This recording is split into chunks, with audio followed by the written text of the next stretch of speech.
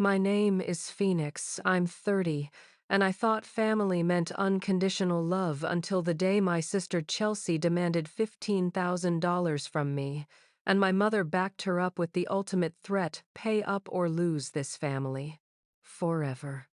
What started as a desperate phone call about her emergency turned into the moment I discovered my family's true priorities, and it wasn't me. But when I chose to walk away from their toxic manipulation, something incredible happened that none of them saw coming, and the tables turned in ways that would change everything forever. Hey everyone, before we dive into this absolutely wild family financial drama that completely transformed my life, I'm curious, where are you watching from today? Drop your location in the comments. And if you're ready for a story about standing up to family bullies and watching karma work its magic, smash that like button and subscribe, because this revenge story has the most satisfying ending you'll ever hear. Trust me, you won't see this plot twist coming. Let's get into this chaos. Growing up as the younger sister in my family was like being an extra in someone else's movie, specifically The Chelsea Show.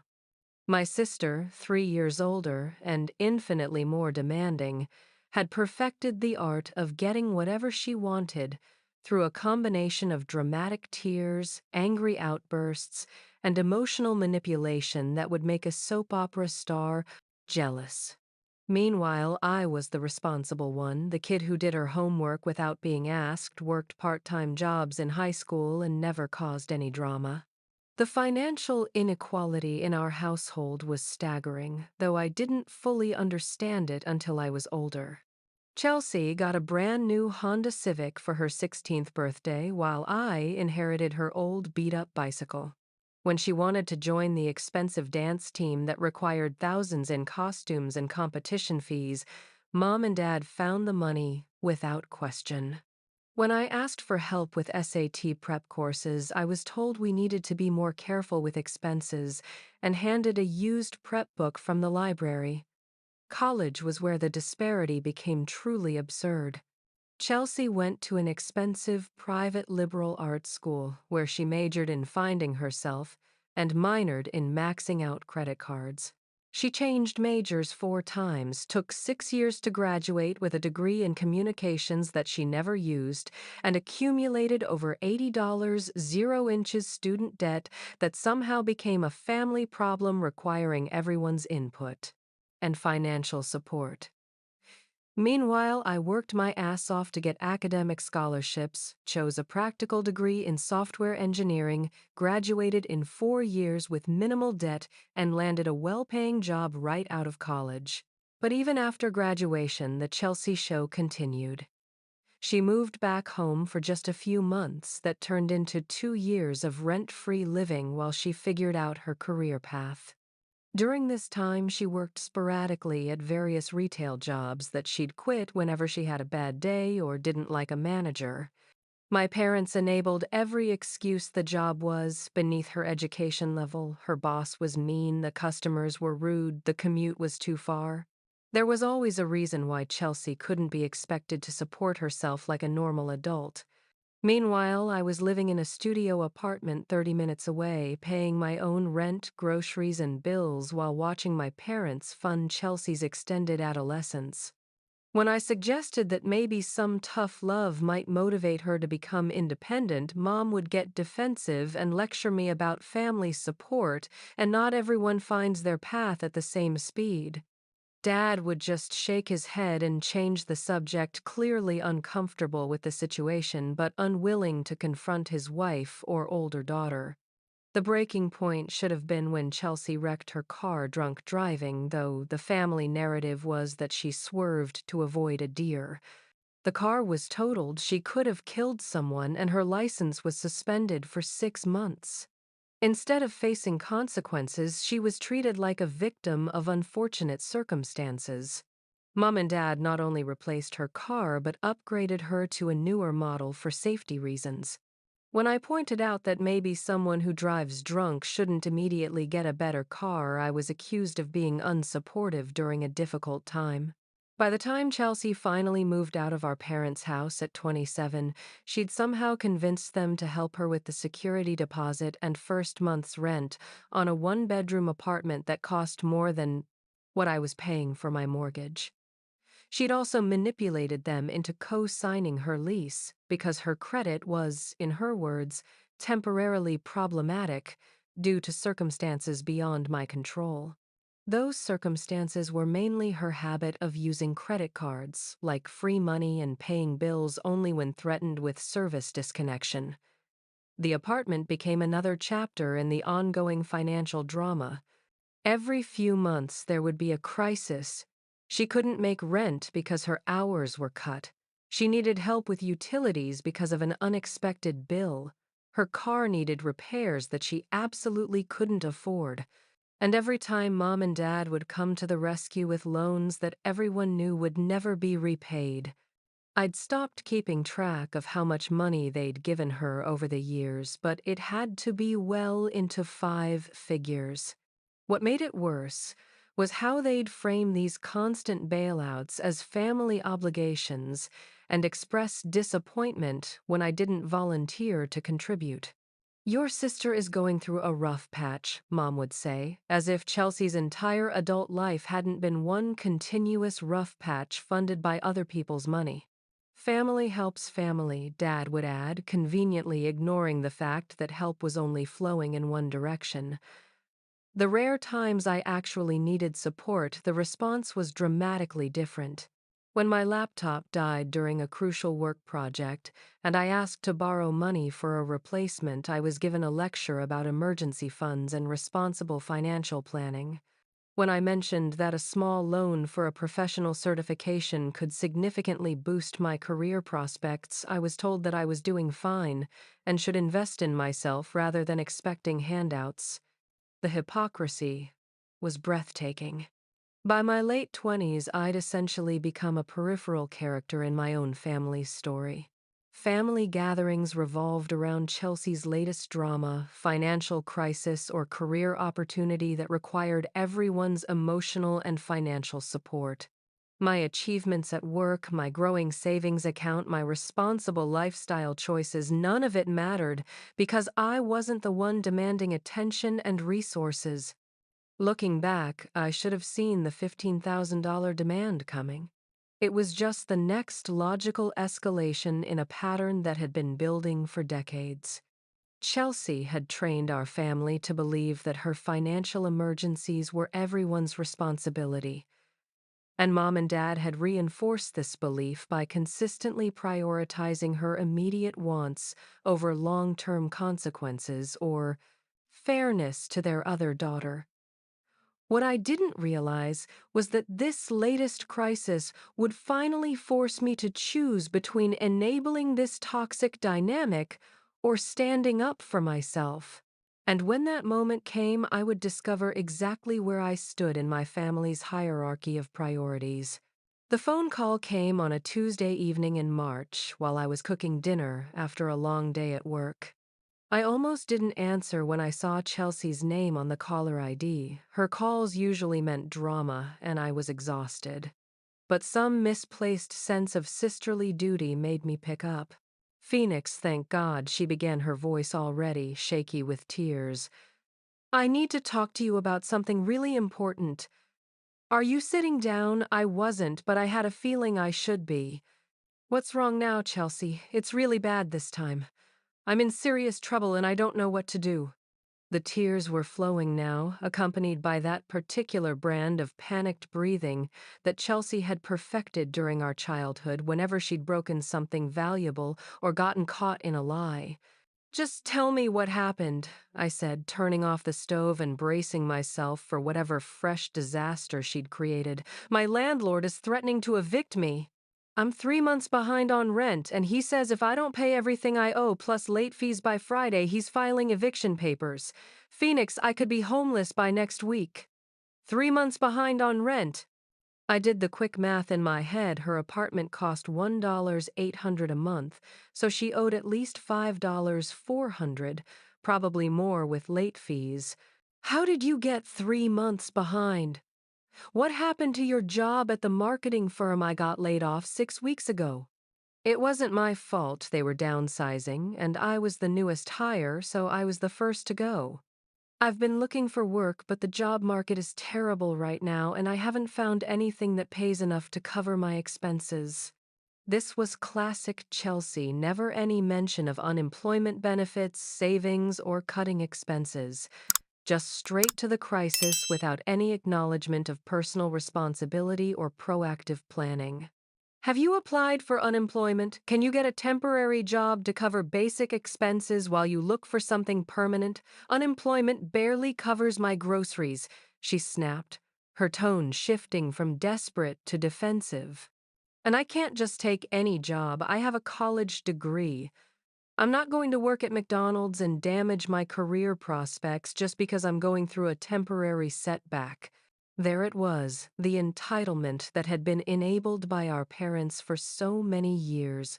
Even facing eviction, Chelsea couldn't consider taking a job she deemed beneath her education level. Okay, so what exactly are you asking me to do about this situation? I need to borrow money to catch up on rent and get back on my feet. The total amount I owe is $6,200, but I also need some cushion for next month's rent and basic expenses while I'm still job hunting. I was thinking maybe $15,000 would be enough to get me stable again. $15,000, said so casually as if she were asking to borrow a cup of sugar. I felt my blood pressure spike as the audacity of the request hit me. Chelsea, that's not borrowing money, that's asking me to fund your lifestyle for several more months. $15,000 is more than I make in a quarter after taxes. I know it's a lot, but I'm desperate here. And I promise I'll pay you back as soon as I get a good job. You know I'm good for it. Good for it. This from the sister who still owed our parents thousands of dollars from previous emergencies and had never paid back a loan in her adult life. I can't just write you a check for $15,000. That's not how money works for people who actually have to earn it. But you have savings, she argued, her voice taking on that whiny quality that had grated on my nerves since childhood. You're always talking about your emergency fund and your investments. This is an emergency. My emergency fund is for my emergencies, Chelsea. It's money I've worked hard to save by living below my means and making sacrifices. It's not a family slush fund for your poor decisions. The conversation devolved from there. Chelsea accused me of being selfish and cold-hearted. She brought up every favor she'd ever done for me, which, upon reflection, were mostly things like letting me borrow her clothes in high school when she was done with them.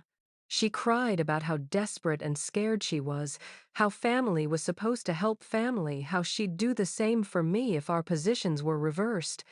That last claim was particularly rich considering Chelsea had never been in a position to help anyone financially and had shown zero interest in my life or problems unless they directly affected her. I'm not saying no forever, I finally said, trying to find some middle ground. But $15,000 is way more than I can handle right now. Maybe I could help with a smaller amount, like enough to cover 1 month's rent while you figure out a real solution. 1 month's rent won't solve anything, she exploded. I need enough money to get stable, not just delay the inevitable. If you can't help me properly, then what's the point? The point is that I'm offering to help within my means, but you're demanding more than I can reasonably give.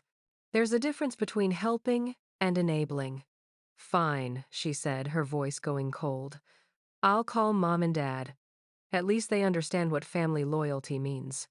She hung up without saying goodbye, leaving me standing in my kitchen holding the phone and wondering how I'd become the villain in a story where I was being asked to sacrifice my financial security for someone else's. Irresponsibility. But I had no idea that Chelsea's conversation with our parents would result in an ultimatum that would force me to choose between my family and my self-respect.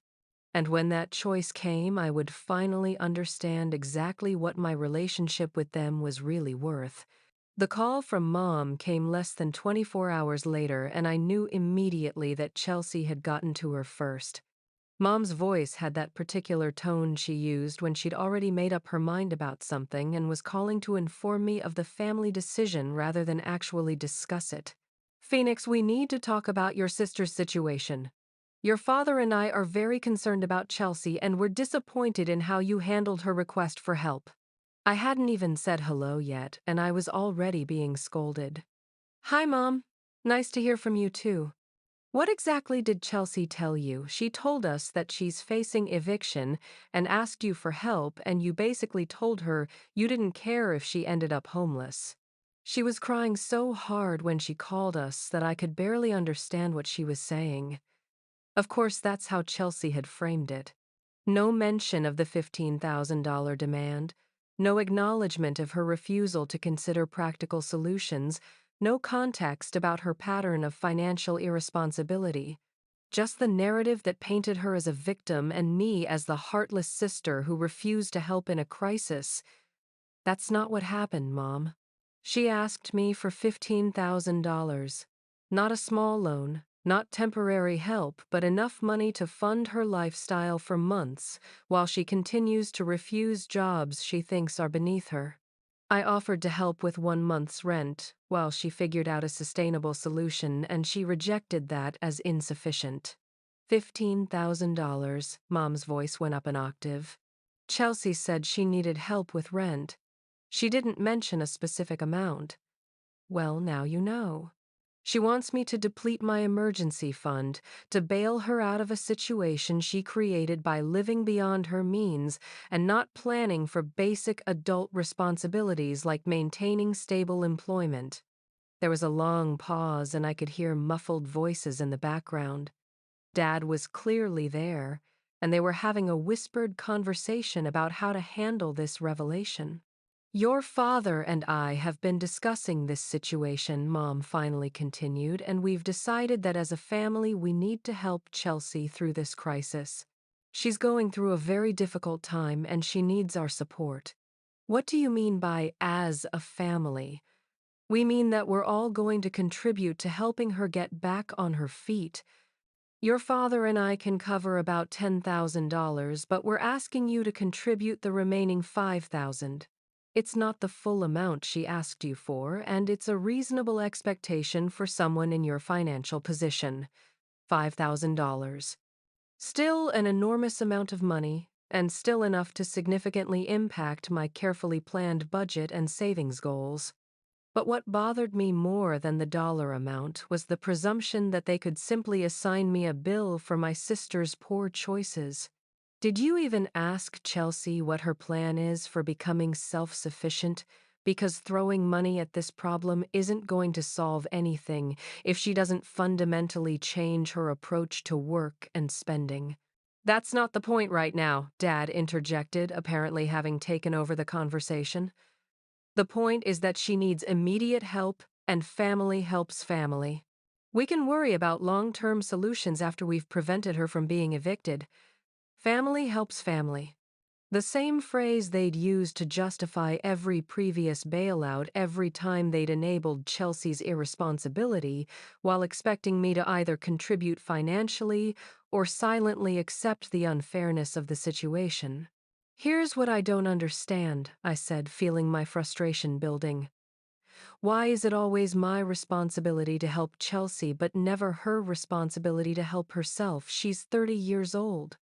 She should have an emergency fund, she should have a backup plan for job loss, and she should be willing to take temporary work to cover her basic expenses. Instead, she's demanding that other people sacrifice their financial security to maintain her lifestyle. Your sister is going through a rough patch, Mom said, falling back on the same excuse she'd been using for Chelsea's entire adult life. She just needs some support to get back on her feet. Mom, her entire adult life has been one continuous rough patch. At what point do we acknowledge that maybe the problem isn't bad luck or difficult circumstances? Maybe the problem is that she's learned she doesn't have to be responsible because there will always be someone to bail her out. The conversation was getting heated now, with both parents talking over each other, and me trying to explain why constant financial rescue missions weren't actually helping Chelsea become independent. But then Mom said something that changed everything. Phoenix, I'm going to be very clear with you. Your sister needs this money, and your father and I expect you to contribute your share.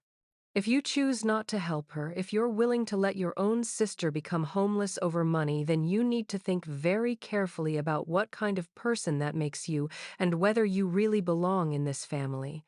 The silence that followed was deafening. She'd actually said it, the threat that had been lurking beneath every family conversation about Chelsea for years. Pay up or be expelled from the family. Choose financial support for your irresponsible sister or lose your parents' love and acceptance. Are you seriously giving me an ultimatum? I asked, my voice barely above a whisper.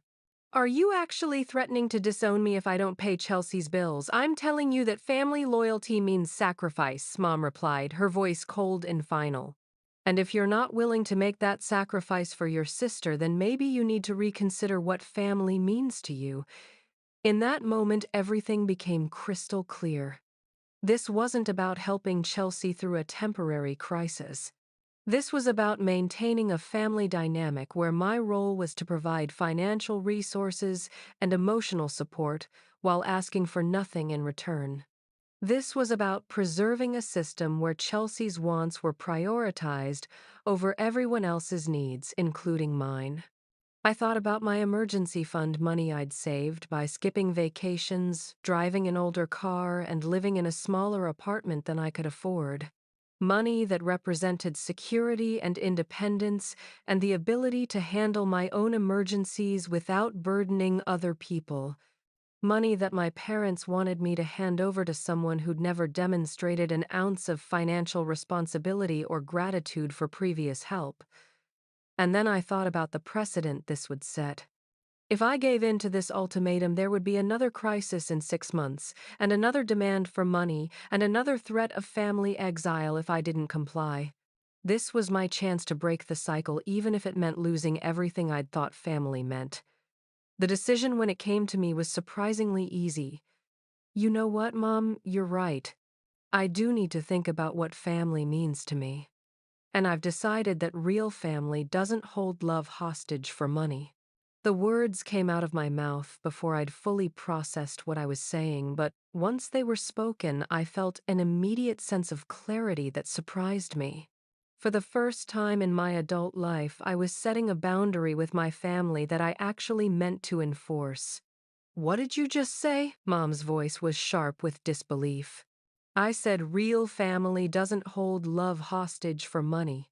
If your acceptance of me as your daughter is conditional on my willingness to fund Chelsea's lifestyle, then I guess I'm not really your daughter after all. Phoenix, don't be ridiculous, Dad jumped in, clearly trying to de-escalate what he could see was becoming a point of no return. Nobody's holding anything hostage. We're just asking you to help your sister during a difficult time. No, you're not asking. You're demanding. And you're threatening to cut me out of the family if I don't comply. That's not a request, that's extortion. The silence on the other end of the line stretched so long I thought they might have hung up. When Mom finally spoke, her voice was ice cold. Fine. If that's how you want to see it, then maybe you're right. Maybe you're not the daughter we thought we raised. Maybe you're just a selfish person who cares more about money than family. And maybe your parents who care more about enabling one child's irresponsibility than treating both your children fairly. But at least now we all know where we stand. I hung up the phone and immediately turned it off, knowing that there would be a barrage of angry calls and guilt-tripped text messages in the coming hours. But for the first time in years, I felt free. The constant anxiety about the next Chelsea crisis, the guilt over not doing enough to help, the frustration with the unfairness of family dynamics, it was all gone, replaced by a strange sense of peace. The next few days were surreal. I kept expecting to feel devastated about cutting ties with my family, but instead I found myself sleeping better and feeling less stressed than I had in months. Without the constant drama and financial pressure, I could focus on my own life and goals without guilt or distraction. The guilt trip campaign began exactly as I'd predicted. My phone, once I turned it back on, was flooded with messages. Chelsea sent a series of increasingly hysterical texts calling me heartless, selfish, and a terrible sister. She accused me of destroying the family over money and claimed that I'd regret my decision when she was living on the streets. Mom sent lengthy voicemails about family values and disappointment, while Dad tried the gentle approach with messages about how family disagreements shouldn't be permanent and how your mother is very hurt by your attitude. I deleted them all without responding. The attempted interventions came next. Family, friends started calling with vague offers to talk through whatever was happening with my parents. My aunt, Mom's sister, reached out to suggest family counseling and to let me know how worried everyone was about this misunderstanding. Even my elderly grandmother called to express confusion about why I wasn't speaking to my parents and to remind me that family is all we have in this world. But the most telling response came from my cousin Marcus, who'd always been the family's straight shooter. He called 2 weeks after my ultimatum conversation to check on me, and his perspective was illuminating. "I heard through the family grapevine that you and your parents had some kind of falling out," he said carefully. "Want to tell me what actually happened, because the story I'm getting from your mom doesn't really make sense." I gave him the full rundown, the $15,000 demand, the ultimatum, the years of financial favoritism that had led to this breaking point. Marcus listened without interrupting, occasionally making small sounds of disbelief. Jesus, Phoenix. I had no idea it was that bad. I mean, I always knew Chelsea was kind of a mess, but I didn't realize your parents were basically running a charity fund for her at your expense. "It's been going on for years," I admitted. "I just finally reached my limit." "Good for you," he said firmly. "I know, it's hard, but honestly, what they were asking wasn't reasonable. $15,000. For someone who's never paid back a loan in her life, that's insane." Marcus's validation meant more to me than I'd expected. Having someone from within the family acknowledge that my position was reasonable helped counter the narrative that I was being selfish or unreasonable. But the real test of my decision came a month later, when I found out through social media that Chelsea had not in fact become homeless. Instead, my parents had somehow scraped together the full amount she'd demanded, possibly by taking out a loan against their house or dipping into their retirement savings. She was posting pictures from her apartment, looking perfectly fine, and apparently having found a new job that she deemed acceptable. The whole crisis had been resolved without my contribution, which proved what I'd suspected all along: this had never been about necessity.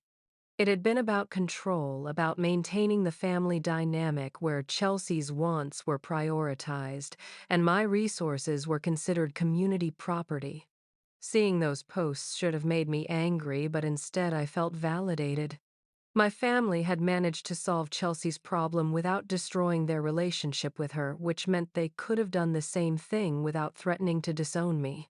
The ultimatum had been a manipulation tactic, not a genuine expression of impossible circumstances.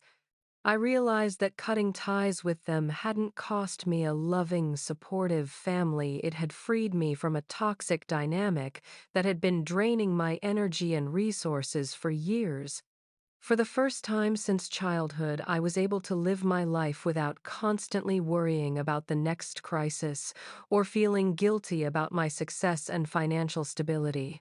But what I didn't know was that my decision to walk away would set in motion a series of events that would ultimately prove just how right I'd been to trust my instincts and protect my boundaries. 3 months after cutting contact with my family, I was living my best life. Without the constant stress of Chelsea's drama and my parents' financial demands, I'd gotten a promotion at work, started dating someone genuinely wonderful, and even took a solo vacation to Europe, something I'd always wanted to do but never felt I could afford, while maintaining my family emergency fund.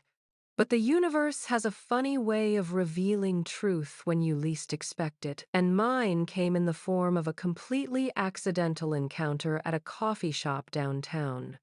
I was meeting my new boyfriend Jake for lunch when I spotted a familiar figure hunched over a laptop in the corner booth.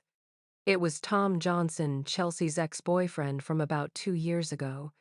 They'd dated for 6 months, and I'd actually liked him. He was one of the few people who'd ever called Chelsea out on her behavior and tried to encourage her to be more responsible. The relationship had ended when she accused him of being controlling for suggesting she needed to budget her money and find stable employment. Tom looked up as I passed his table, and his face lit up with recognition. "Phoenix. Wow, it's been forever. How are you doing?" "I'm great, actually. Really good." "How about you? Can't complain." "Hey, do you have a minute? I'd love to catch up, and honestly, there's something I've been wanting to talk to someone about. Something involving your sister." My curiosity was piqued, especially since Tom had always been refreshingly honest about Chelsea's issues. Jake wasn't due to arrive for another 15 minutes, so I slid into the booth across from Tom. "What's going on?" I asked. Tom looked around nervously as if he was worried about being overheard. "This might sound weird, but I've been following some of Chelsea's social media posts, and I'm seeing things that don't add up. Like, at all." He pulled out his phone and showed me Chelsea's Instagram account. The recent posts were a stark contrast to the desperate, near-homeless person who demanded $15,000 from me.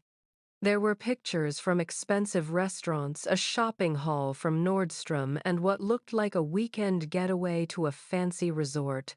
"The thing is," Tom continued, "I happen to know that the marketing job she supposedly got fired from, she never actually had that job. I have a friend who works at that company, and when I mentioned Chelsea's name, he had no idea who I was talking about. So I did a little digging. My blood was starting to run cold. What kind of digging? I reached out to a mutual friend from her college days who's connected with her on LinkedIn. Turns out Chelsea's employment history on social media doesn't match reality. That marketing firm never employed her. Neither did the consulting company she claimed to work for before that. As far as anyone can tell, she hasn't had a legitimate job in over a year. The implications hit me like a truck.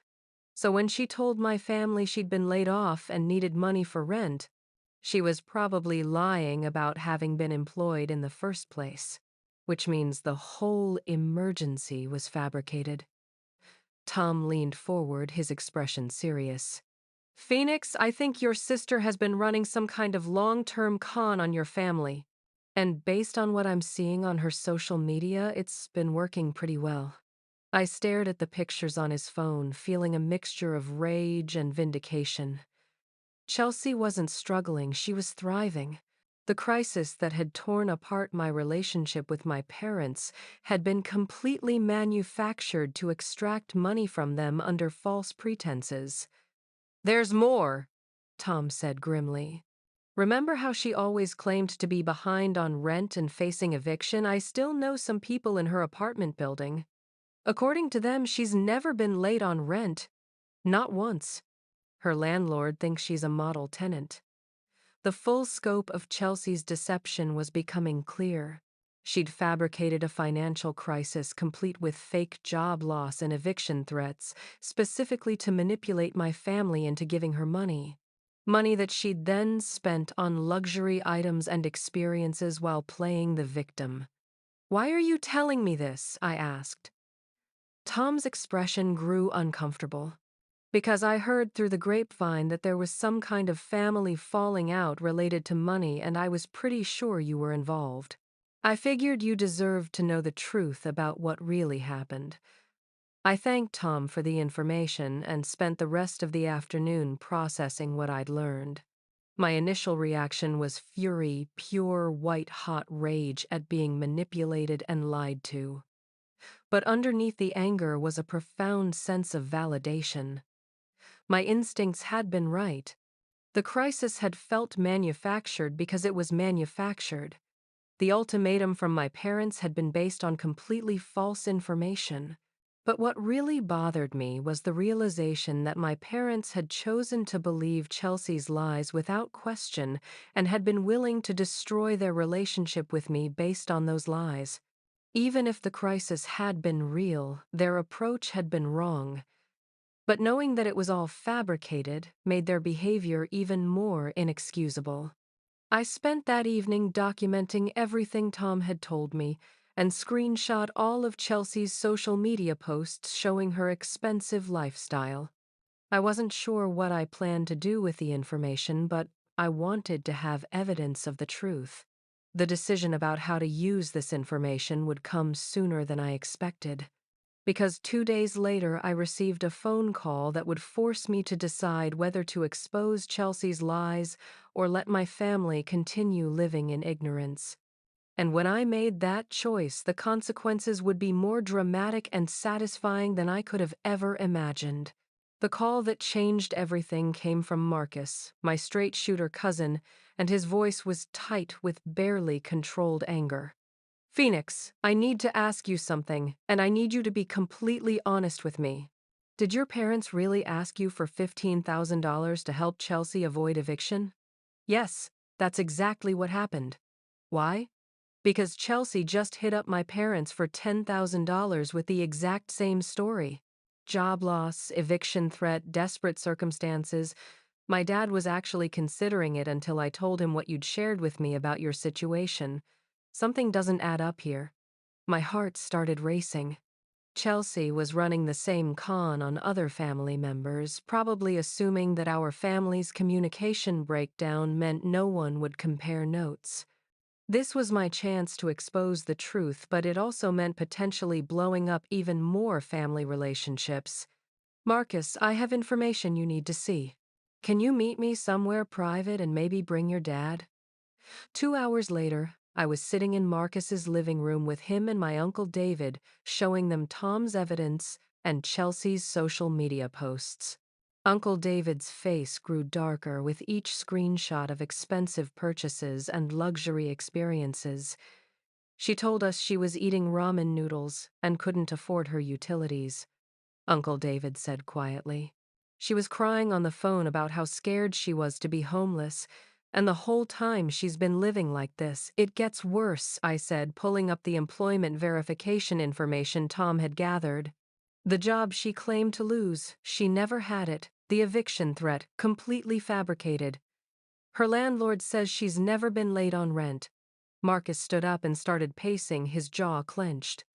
So she manufactured an entire crisis to steal money from family members. That's not just lying, that's fraud. "The question is, what do we do about it?" Uncle David asked. That's when I made the decision that would finally deliver the justice Chelsea deserved. We expose her. To everyone.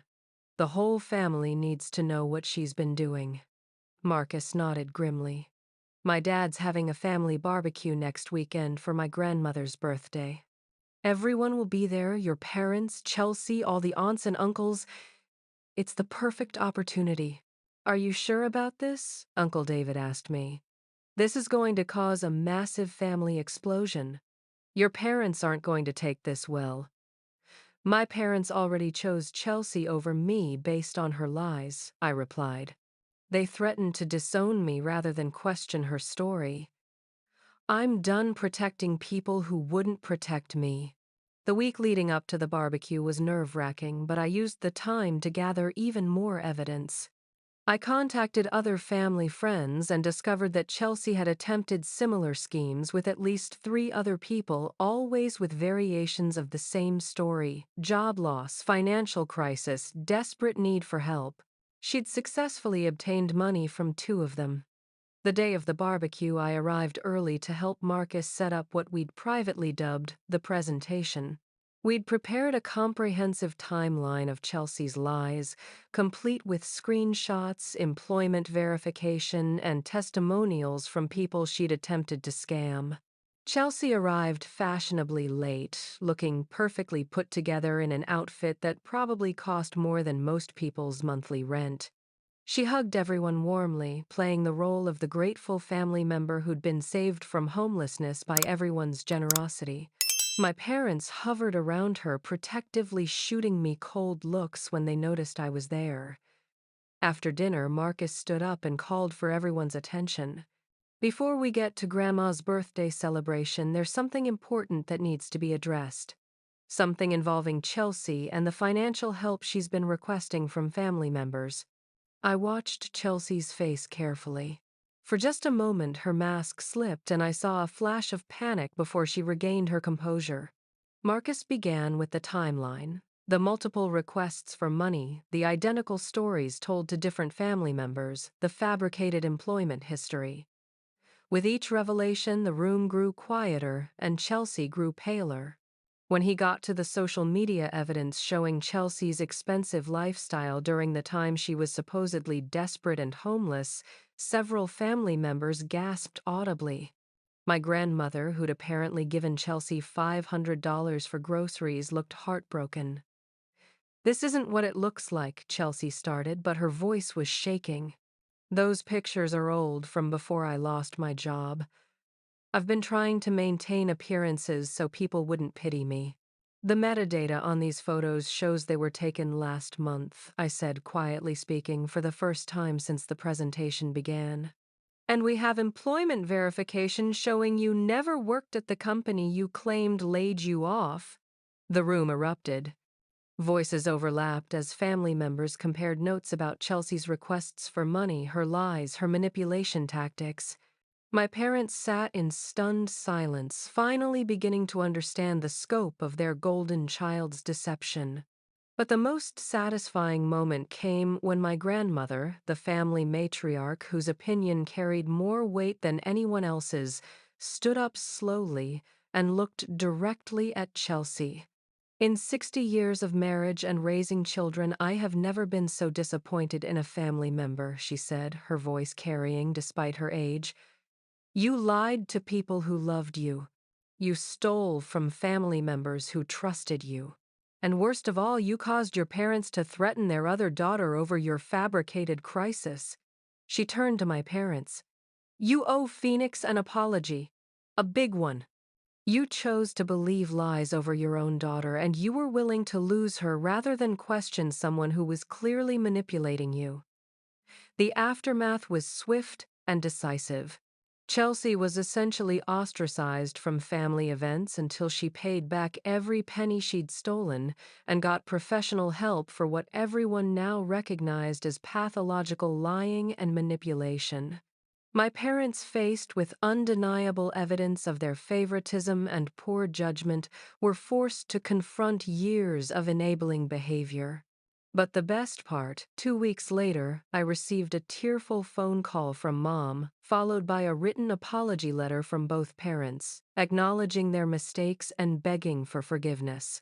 They didn't ask me to forgive Chelsea, they asked me to forgive them for failing to protect me from her manipulation. 6 months later, I had my family back, but on my terms, with clear boundaries and mutual respect. Chelsea had moved across the country, supposedly to start fresh, though I suspected she was simply looking for new victims who didn't know her history. And me, I used the money I'd saved by not funding Chelsea's fake crisis to buy my first investment property. Today, I'm building the financial independence that will ensure I never have to depend on anyone else's approval or support. So, here's my question for all of you amazing viewers. Have you ever had to choose between family loyalty and your own self-respect? Have you watched karma deliver justice to people who thought they were untouchable? Share your stories in the comments. I love reading about other people's victories over family manipulation. If this story inspired you to set your own boundaries and stand up for yourself, please hit that like button and subscribe for more real-life drama with satisfying endings. Share this video with anyone who needs to hear that sometimes walking away from toxic family members is the best decision you'll ever make. Thank you for being part of this community where we celebrate justice, personal growth, and the courage to choose ourselves when family fails us. Remember, you don't owe anyone your financial security, emotional peace, or self-respect, no matter what DNA you share. Sometimes the greatest act of love is refusing to enable someone's worst behavior. Until next time, keep setting those boundaries, trust your instincts, and never let anyone guilt you into sacrificing your well-being for their comfort. You deserve better, and don't let anyone convince you otherwise.